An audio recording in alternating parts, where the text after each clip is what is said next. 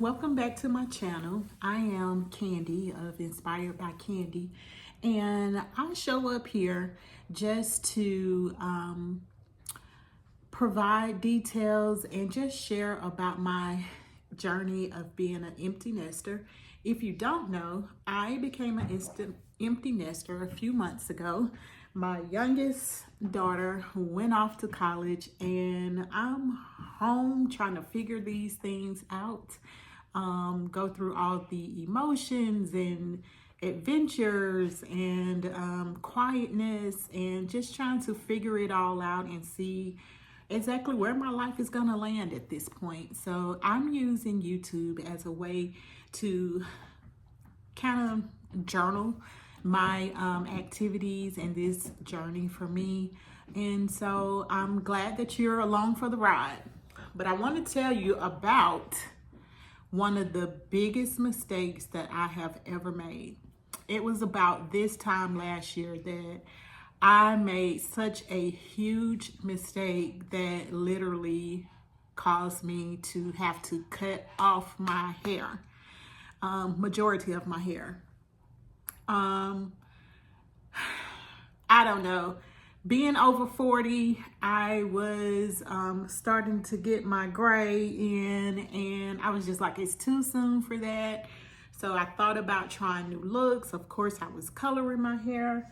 And primarily all of my life, as far as that I can remember, I've always had long hair. And that's what people knew me by. Oh, Candy with the long hair. Oh, the girl with that really long, pretty hair. That was me. Like, I loved my hair. I still love my hair, but that was my identity. A lot of my identity was wrapped up in my hair.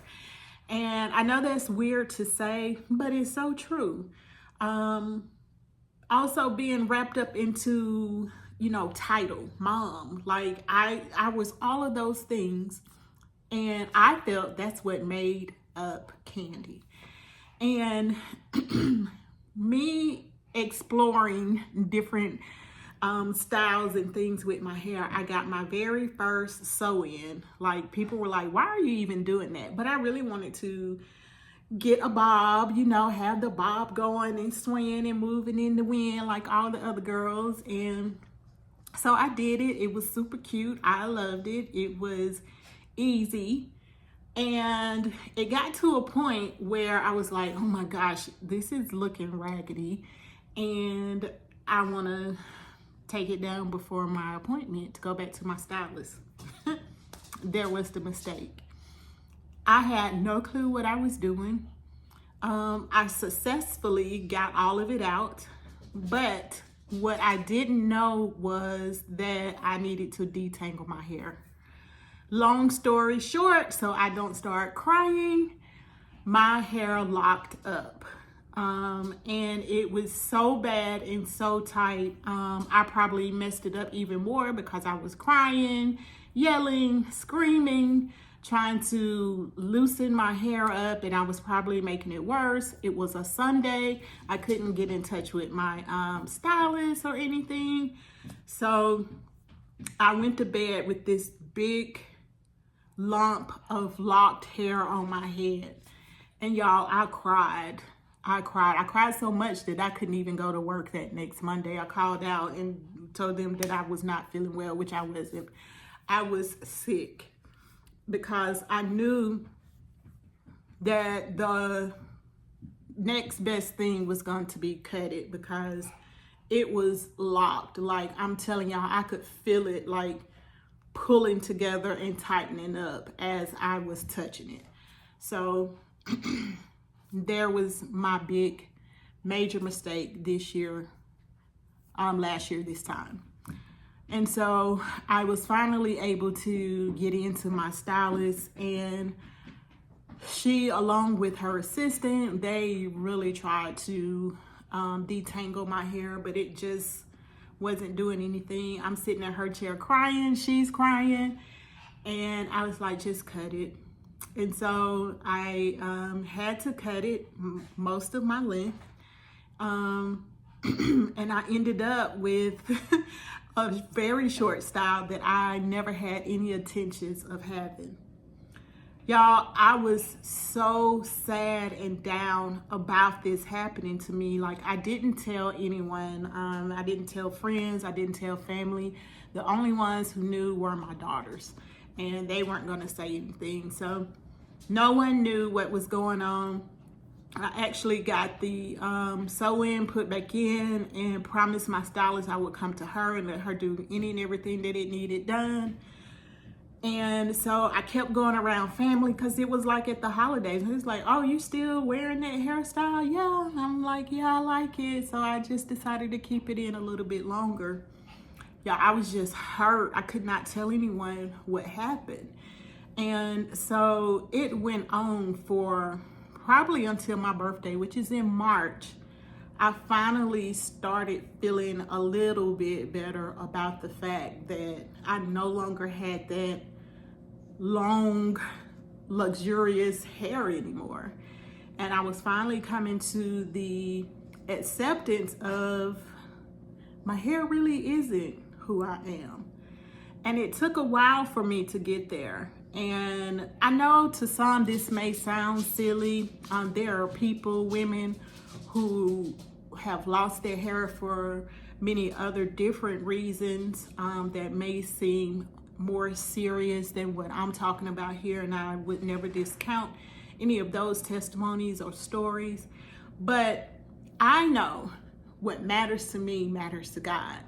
And the fact that I was going through all of those different emotions about not having my hair anymore, I feel that God reminded me that there was a time where I was uncertain, down and out, depressed about another life situation and transition that I was going through. And God gave me what I feel like was a strategy to come up out of that funk. And by March, I started realizing this is no different than what I went through previously. And there are some things that I've got to do to rise above this. This is how God would want me to get above this, because there is so much more to me, so much more to life, so many more things that I've been called to do and that I need to do and people I need to reach, that I can't stay here in this box feeling bad. And so I started to shift how I thought about me and my hair. Shifted my mindset into understanding that that was just the accent, that wasn't the core. And then taking actions to just move away from, of just feeling down and out about that, and embracing and loving my hair again, regardless of the length of it, regardless of the color of it. Just love you, because you are special and unique just the way you are. Your hair, once again, was just another accent of you, but it wasn't the core of me. It wasn't the being of me that God actually has other people to actually notice about me. When I'm around people, I can sense that things change when I step around people. Like, sometimes their language change. People don't say any and everything around me. And I don't even open my mouth. They don't even know me. But I know that sometimes when I step on the scene, things change. And it wasn't because of the hair. It's the core being of me that God created me to be. And so I started to shift my mindset to think that way. I started to take certain actions to look at myself and smile again and know that I am wonderfully made, and that God loves me in this shape, form, or fashion. And there's still a work for me to do. Long hair, short hair, still plenty of work for me to do. So I was taking actions like caring for my hair. This isn't like a natural hair video or anything like that. I have no tips to give anyone about how I was able to grow it out to this length. But I just started taking more attention to my hair, because previously I would just slap my hair up in a ponytail and go to bed. Now I was taking actions to make sure that it was healthy, that it was growing back strong, and doing all the things necessary just to maintain what I did have, you know? And so I felt like the strategy that God gave me years ago to get out of a rut helped me to feel better about everything that I was going through with my hair transformation. Now, here we are a year later, and I'm pleased with the length that I have, and I'm happy about it. I'm super excited about it. Yes, I still miss my length. If it comes back, if it grows out to that again, okay. But now I know it's not all about the hair, it's about the core. And I wanted to just chat with y'all a little bit about how that situation made me think about my empty nesting journey, because there is a similarity. You know, when I first became an empty nester, my daughter was gone. There was no one home but me and Mr. Prince, my Shih Tzu. You know, there was a period of time that I actually, or maybe still, was grieving a bit. Maybe not anymore. But, you know, it was very similar to what I had experienced last year. I was sad. I had a lot of different emotions going on. I didn't know what to do next. I didn't really know me. In that same situation where we went from hair transformation, now we over here at empty nest transition. And so it made me think, Candy, apply what you applied last year and years before. Shift your mindset about how you're taking on this whole empty nester thing. Because, you know, we recently just had our first holiday with adult kids, and it was great. I had both of my daughters home. I had my parents here for Thanksgiving. We had a great time. And, you know, it made me realize that I have a new appreciation for the particular stage that they are in at this time. And it was just different just being with them as these young adults now. And in addition to that, I also realized that those mom duties pick right back up once they got around.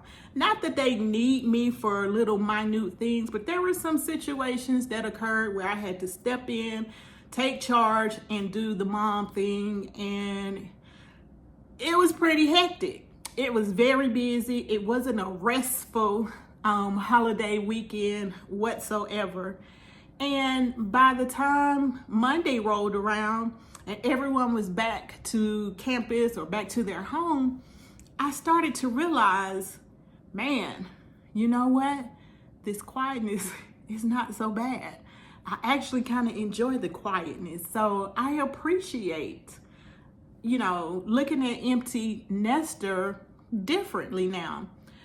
Because when you first go into it, yeah, you're sad. You got all these emotions going on. You don't know what's next. And so now I can look at it differently because I know I needed to shift how I was thinking about empty nesting. And now I'm realizing that perhaps this empty nesting thing happened for me at this time. I'm still under 50 years old. I don't know if that's rare to be an empty nester. You know, still in your 40s or whatever. I'm a single empty nester. And now I'm realizing I actually deserve that season of quietness, because it's been me and on me to do all of the raising of children all of this time. It's been on me to, you know, coach them to a point of them being adults and young adults at this point. And so I'm starting to view empty nesting a little differently than I was before. Previously, I was just wondering, what am I going to do next? How am I going to, you know, really survive? How am I going to go outside by myself? How am I going to go places by myself? But now in this very moment, I'm realizing it's okay not to dive head first into just exploring and doing all the activities. Ma'am, get some rest. enjoy that season of quietness. It doesn't have to be permanent, but at least enjoy it. And so that's the type of action that I'm taking now. I'm doing a little slow motion here through the end of this year. And perhaps, when springtime rolls back around, I'll be up and at 'em again. But the similarities in transitions, they really don't change. It just may be a different type of transition that you encounter. Yours may be completely different than mine. But I tell you, when you apply things like changing your mindset on how you're viewing that particular transition or situation that you're currently going through, and when you start to take appropriate actions that move you away from negative feelings or beliefs that you were having about that situation, things change for the better. And so I'm definitely going to keep up with making sure that I'm adjusting my mindset, that I'm not staying stuck in emotions, and just moving forward. And so that's what I wanted to come and chat with you all about today. Just remember, don't stay stuck in the emotions. If it matters to you, it matters to God. And just keep on living. Enjoy your season of quietness if that's where you are. Don't feel pressured into rushing out and discovering new things and new people all at once. If you're like me and you've done it all from carrying the child until high school graduation and college move-in and beyond, ma'am, enjoy your rest. All right, y'all. See you next time. Bye.